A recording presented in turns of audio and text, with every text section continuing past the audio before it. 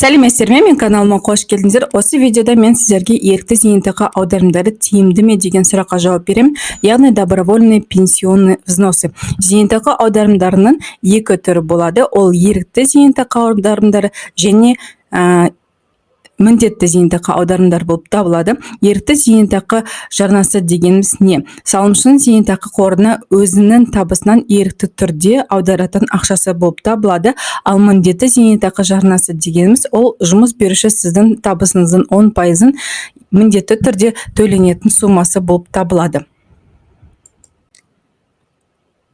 Ерікті зейнетақы жарналарын есебінен зейнетақы төлемдерін кімдер алады?